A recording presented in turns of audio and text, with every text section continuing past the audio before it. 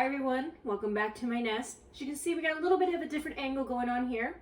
We finally got some equipment to make it a little bit easier for you guys to see what I'm doing without, seeing the headless horseman. Today what we will be doing is a little bit of a longer video than my other ones. We are going to be making a nice rustic crusty bread and a balsamic glaze to dip it in. Now I like this as just a snack, a starter to an entree, or even as part of the entree if you're making a nice hearty meal like a soup or a beef bourguignon, or if you were doing just like a nice lamb. It's great to have that balsamic glaze with the bread on the side. And as you can see, I already have everything in place. It's called mise en place, where you have all your stuff all ready to go, so that way you're not digging through the cabinets, trying to find if you have the right ingredients. You know ahead of time before you start your recipe, yes, I have the amount of salt I need, I have the amount of yeast I need, I have whatever it is that you need for your recipe, you're already set up. So here I've got my small bowl.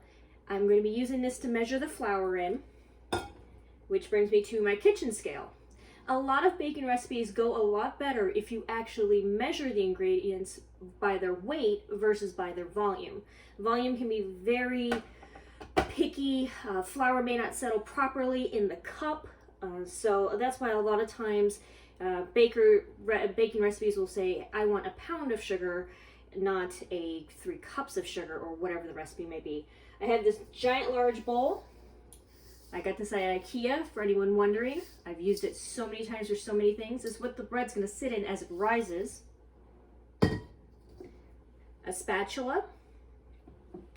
I have a 1.5 cups over here of hot water. Now you can use lukewarm water, but do not use cold water, otherwise the yeast just won't work at all.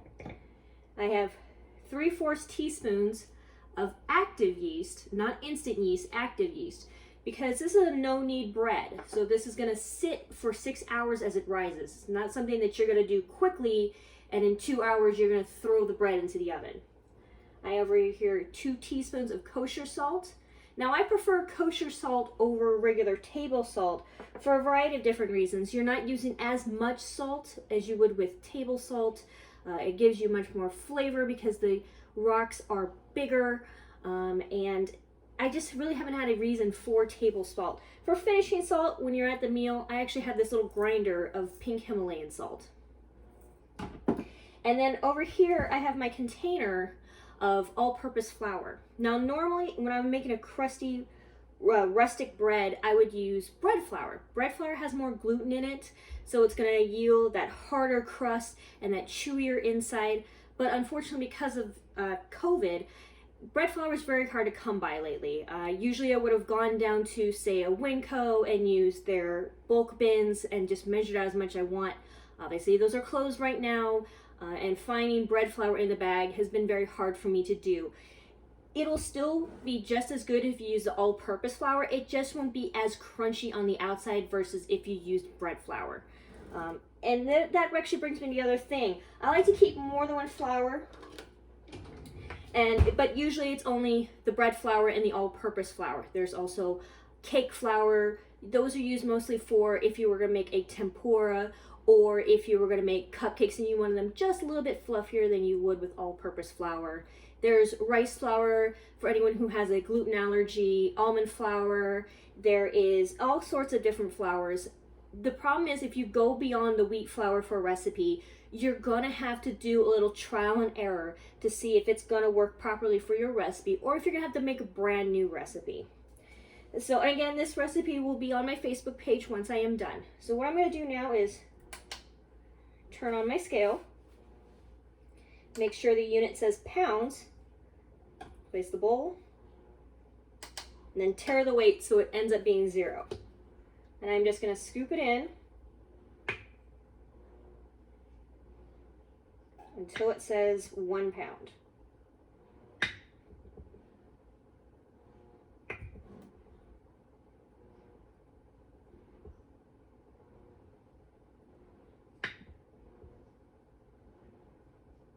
If you've never baked before, make sure you're wearing clothes you don't mind getting a little dusty. No matter how hard you try, no matter how good you think you are, flour will end up everywhere. Whether it's on your counter, on the container, on you. It's just inevitability when you bake. Another thing to know when you bake is there's a difference between baking and cooking. Cooking's more of a philosophy. You need to have a good palate. You need to know what will taste good together. And so that way you can make flavors merge together. Cooking is very forgiving. You can usually like, oh no, I've added too much salt. Well, you're gonna put a potato in there that's been cut in half and that's gonna absorb the salt. You're gonna reduce that down a little bit. If you say, oh, I don't know how I feel about this, let me add a little bit more salt to it. Let me add a little bit more pepper to it. Let me try this cayenne in it. Cooking's very forgiving in that manner. But baking, I like to quote Alton Brown in this regard. Baking is like owning a car. You can change the paint on the outside. You can even change the stereo system on the inside. But if you're going to start tempering under the hood, you better know what you're doing or you're going to end up taking the bus. Meaning, don't create a recipe from scratch unless you understand the fundamentals of how yeast works, baking soda works, baking powder works. If you get the measurements wrong, if you don't have enough water, if you have too much water, too much yeast, too much baking soda, you're either going to get something that's like a hockey puck no matter how long you've let it rest, or you're going to get something that's going to overtake the bowl and you're pretty much going to be digging out yeast and over risen bread from your oven for a very long time. Now I've got my pound of flour. I'll go ahead and clear this out and set it aside. Bring my bowl over here. Set that aside. Got my 2 tablespoons of salt. 3/4 teaspoon of active yeast. Again, active yeast, not instant yeast. We are not making rolls here. Just mix it around a little bit. Create a little well in the middle, and that's where I'm going to pour my water. Yes, it needs to be 1.5 cups, luke temperature at the coldest, and if you want to, you can heat it up, but heat up just before boiling. Again, you're not looking to really make this quick rise.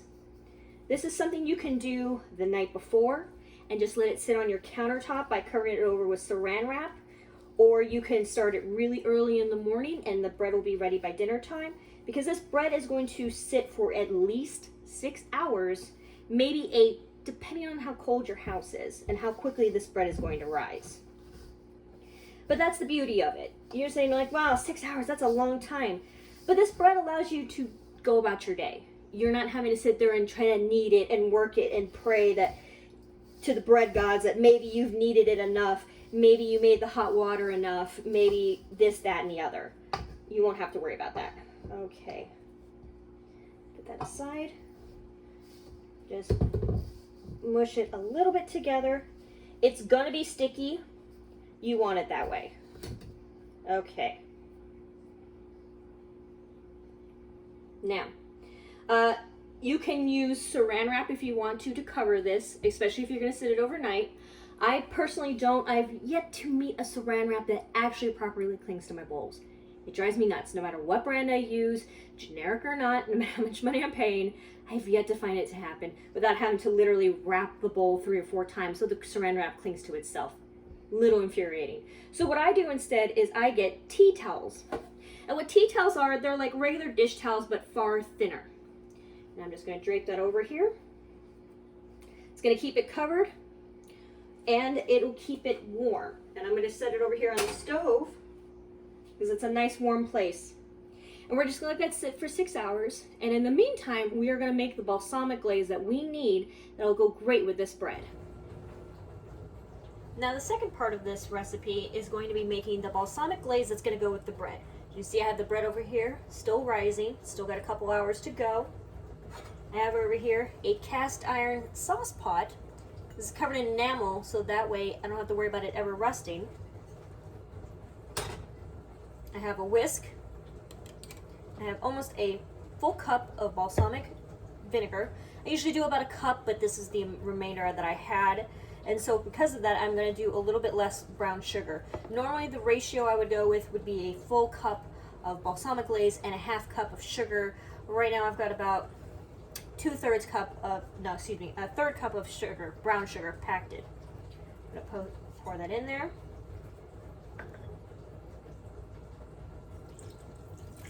Balsamic vinegar on top of that.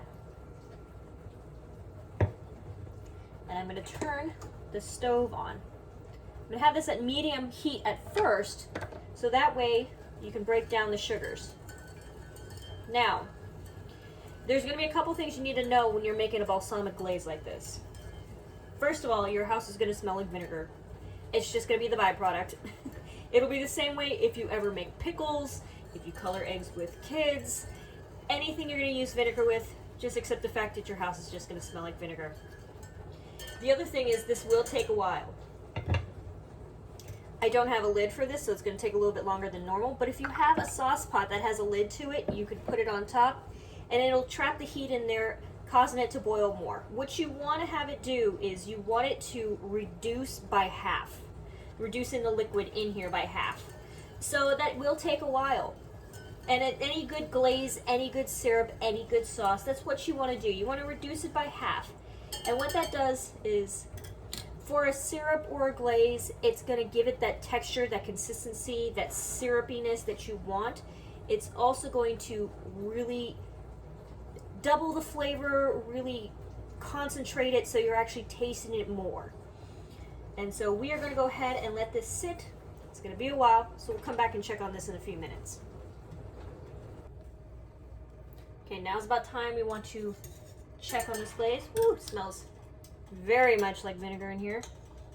And what I am doing is I'm coating to see the back of the spoon. Obviously you can't see it from here.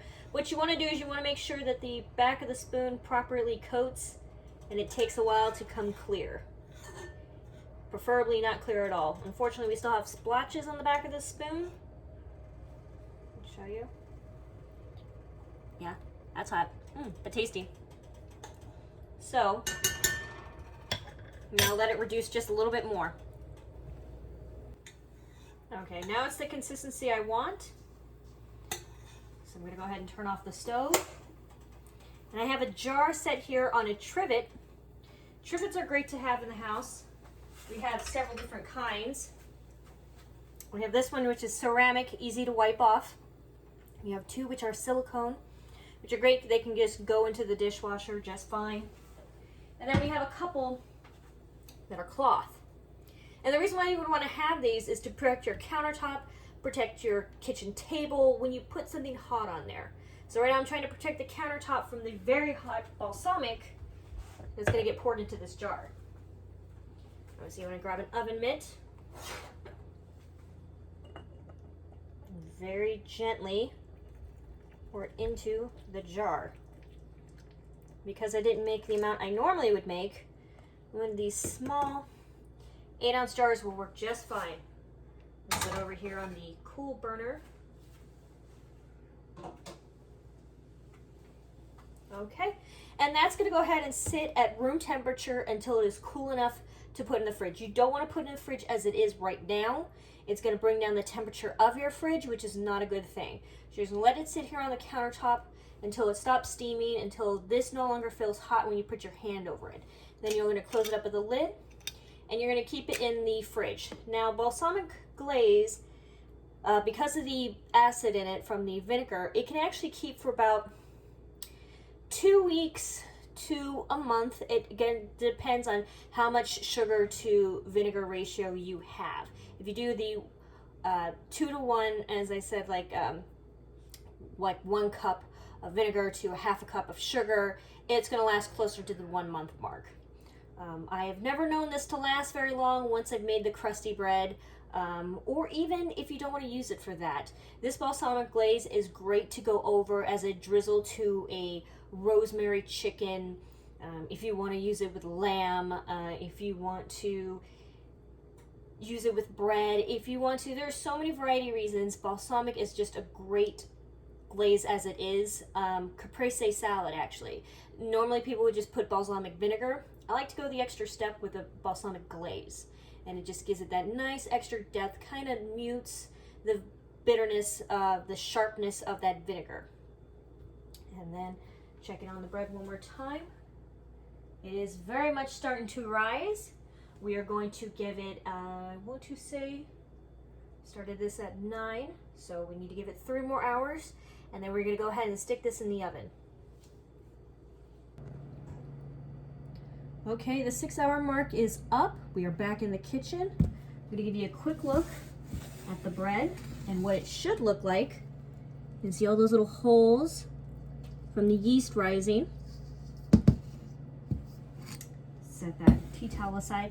Now behind me, sorry, it's gonna get a little, I have here what's known as a Dutch oven.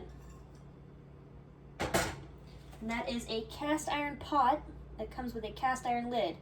I would say mine has been coated. You can find them plain. This is what I'll be using instead of a regular bread pan for this.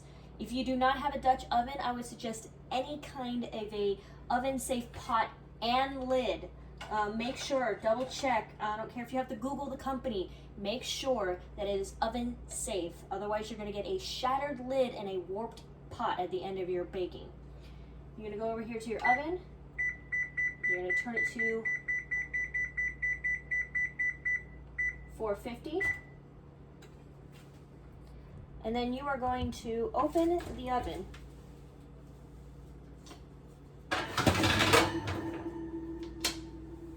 And set both the pot and the lid inside. And what that's going to do is get the vessel nice and hot for your bread. So it's not going into a cold pan, into a cold oven. Now this little tool right here, I recommend everyone getting one, is a measuring stick. Well, rather an oven stick. And on this side, you can see meat thermometer temperatures. On the other side is a good measuring stick for when you're measuring out dough. The most important part are these little notches right here. And what these can do is you reach in and you can pull out and push in the racks of the oven without burning yourself. Let's get back to the bread. Now I've gone ahead and I've put some flour on the countertop. Go ahead and pull the dough out of here. It still will be a little sticky, that's okay. Woo. As I mentioned, flour will get everywhere when you bake. You're just gonna have to accept that fact in life. Set that bowl aside, move the flour over, and just do a light kneading. Not too much, just enough to coat the bread with the flour. Once you've got it nice and smooth and the stickiness is now gone, you're gonna form a nice smooth round surface. Take the tea towel again, place it over the bread, and you're gonna let it rest for another hour. And while it's resting and rising for another hour, that's when your pot is going to preheat in the oven. So the both will be ready, and then you can just immediately take the bread and place it in the pot. All right, our hour is up. So we're gonna go ahead, pull this open. Now, if you don't have a cast iron skillet, and if you just have an oven safe pan, I would recommend, if your bread's not fully floured, to go ahead and put some parchment paper in there. I don't have to worry, as this is nice and coated and the bread will not stick to the pan. I'm going to put the lid on top. I'll go ahead and show you guys what this looks like. Placing that on there. And then we're gonna go ahead and just, oh, that's the unfortunate thing. It's a little bit heavier when it goes in. Okay. Okay, now with the bread in there,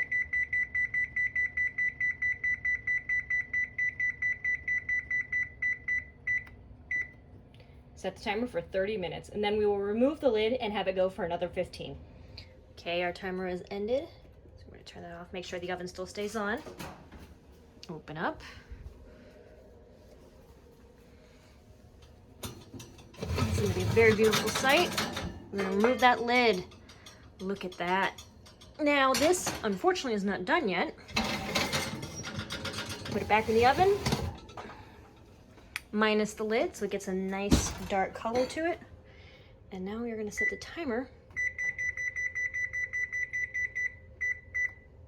for 15 minutes and put that lid somewhere safe. All right, the timer has gone off again. This time we can turn off the oven completely.